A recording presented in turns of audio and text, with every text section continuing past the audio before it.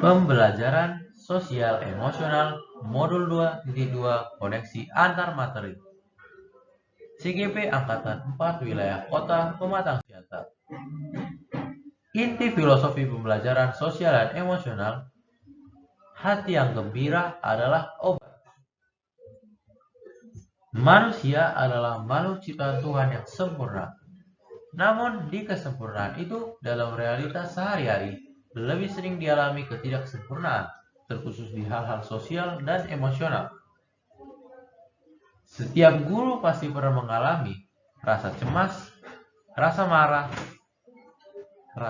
dan tugas menumpuk, serta gejala-gejala atau kasus sosial dan emosional lainnya.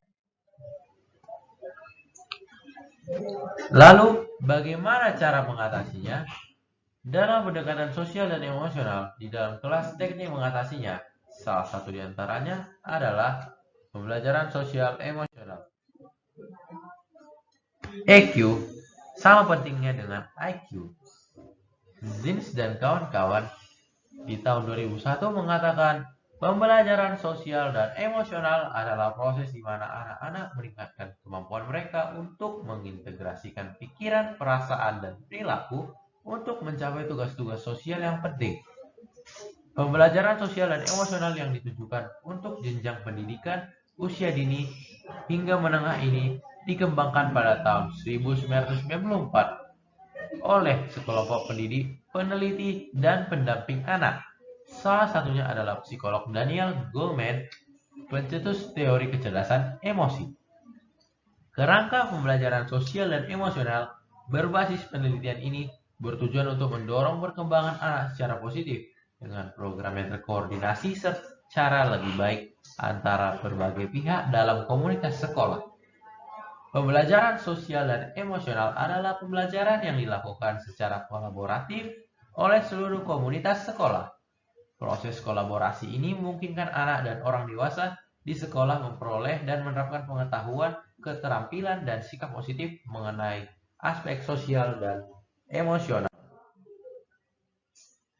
Social and Emotional Learning atau pembelajaran sosial dan emosional terdiri dari 5, yaitu 1. Self-awareness, kedua self-management, ketiga social awareness, yang keempat relationship skills, 5. Responsible decision making.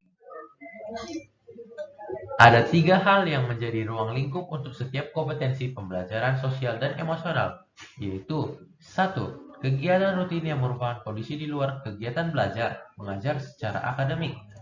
2. Integrasi dalam pembelajaran. Dan 3. Protokol, budaya, atau peraturan sekolah yang sudah disepakati secara bersama.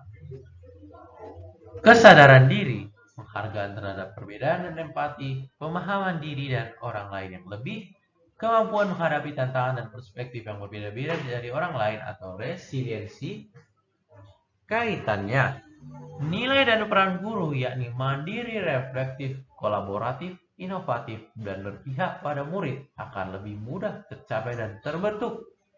Sehingga guru penggerak berusaha menggunakan segala kekuatan dan potensi yang ada untuk membangun budaya positif di sekolah. Budaya positif yang dikembangkan diharapkan dapat mendorong pemenuhan belajar siswa sesuai kodrat yang dimiliki. Hal ini sejalan dengan filosofi KHD, kodrat alam dan kodrat zaman. Pembelajaran berdiferensiasi dan pembelajaran sosial emosional dengan pendekatan kesadaran penuh atau mindfulness. Teknik STOP dapat dijadikan metode dan pendekatan yang dapat mewujudkan well-being ekosistem pendidikan. Lalu, apa hubungannya dengan pembelajaran berdiferensiasi? Ketika tercapai pendekatan pembelajaran sosial emosional dengan baik, maka terwujud well-being ekosistem pendidikan secara optimum, sehingga prestasi tinggi, kesehatan fisik dan mental baik, ketangguhan dalam menghadapi stres, dan terlibat pada perilaku sosial yang lebih bertanggung jawab.